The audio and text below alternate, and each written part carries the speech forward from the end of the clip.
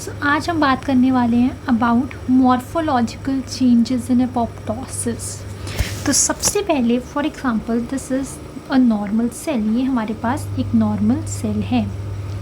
Normal cell में सबसे पहला जो स्टेप होता है, जो सबसे अर्ली स्टेज होती है एपोप्टोसिस में, वो होता है सेल श्रिंकेज। तो जब एक नॉर्मल सेल एपोप्टोसिस अंडरगो करता है तो सबसे पहले उसके अंदर सेल श्रिंकेज होती है एंड सेकंड चीज़ होती है ओइजिनोफिलिया। अब दोनों का मतलब मैं बताती हूँ आपको।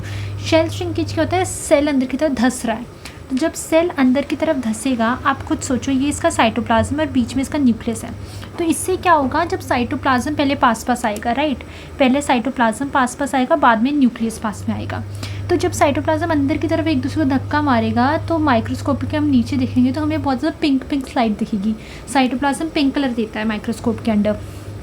तो ये देखिए कुछ ऐसा हमें दिखेगा। अगर हम माइक्रोस्कोप के नीचे देखेंगे तो ये जब सेल श्रिंक करेगा तो ये पिंक हमें स्लाइड पे दिखेगा। इससे हम कहते हैं ओइसिनोफिलिया। तो ये क्या है? सेल श्रिंकेज के कारण है। तो पहला क्या है? पहला तो है सेल श्रिंकेज, सेकंड क्या है? ओइसिनोफिलिया। मतलब हमारा जो साइटोप्लाज्म बिल्कुल करीब आ जाता है और पिंक दिखता है हमारा माइक्रोस्कोप के अंदर। थर्ड हमारा आ जाएगा पिक्नोसिस का मतलब क्या होता है? मतलब कि अब देखिए, सेल मेम्ब्रेन जो है, ये साइटोप्लाज्म जो है ये और करीब आता रहेगा तो साइटोप्लाज्म क्या और कंडेंस करता रहेगा और कंडेंस होता रहेगा, पास आता रहेगा। और अब न्यूक्लियस भी पास आना शुरू हो जाएगा। तो हमारे पास हम कहते हैं, शुरू तो वैसे देखो यहीं से हो जाता है जब सेल श्रिंक कर रहा है, पर यहाँ पर वो और करीब आने लग जाएगा तो हम कहेंगे न्यूक्लियस भी और कम्पैक्ट होने लग जाता है। साइटोप्लाज्म भी और ज़्यादा कंडेंस होने लग जाता है। इस हमारे स्टेप को हम कहते हैं पिक्नोसिस। ये हम जो हमारा मॉर्फोलॉजिकल चेंजेस का नाम होगा पिक्नोसिस। उसके बाद फोर्थ हमारे पास आएगा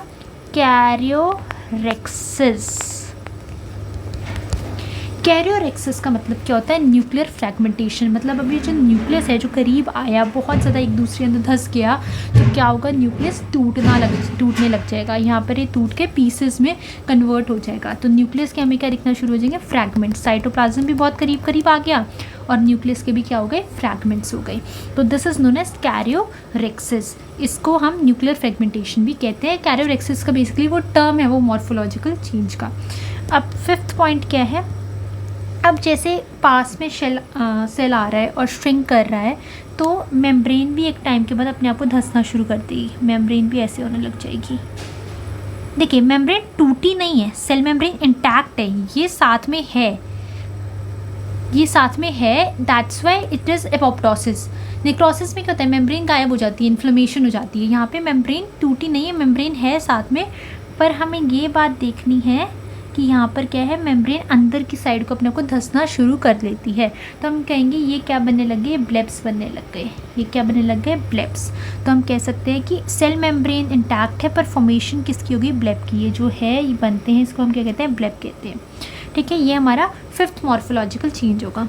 इसके बाद क्या होगा? ये टूट जाएगा, ठीक है, और किस में कन्वर्ट हो जाएगा? एपोप्टोटिक बॉडीज़ में। गाइस, एक बात को और ध्यान रखिए, सेल मेम्ब्रेन इंटैक्ट क्यों रहती है एपोप्टोसिस में? क्योंकि देखिए यहाँ पे हम लीकेज नहीं करना चाहेंगे। जो पिछली वीडियो थी जिसमें मैंने एपोप्टोसिस की आपको इंट्रोडक्शन दी थी और उसका मैकेनिज्म समझाया था, मैंने आपको बताया था कि एपोप्टोसिस में कभी भी लीकेज नहीं होती है, नेक्रोसिस में होती थी। तो लीकेज को प्रिवेंट करने के लिए सेल मेम्ब्रेन टूटी नहीं और इंटैक्ट रही। So this is basically to prevent leakage. उसके बाद जो सिक्स चीज़ बनी वो क्या थी? एपोप्टोटिक बॉडीज़ बन गई।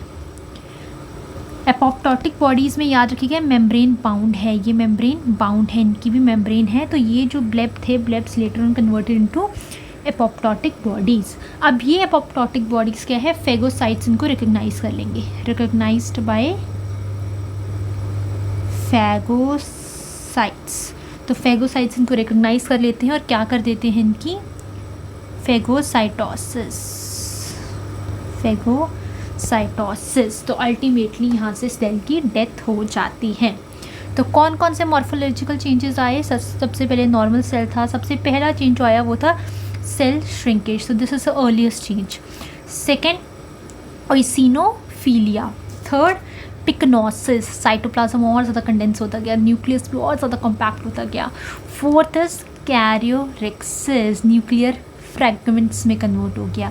Fifth one is formation of blips. Blips क्या है, बेसिकली ये जो मेम्ब्रेन है ये अंदर की साइड धंसनी शुरू हो जाती है, पर रहेगी, मेम्ब्रेन टूटेगी नहीं, cell membrane will remain intact so as to prevent the leakage.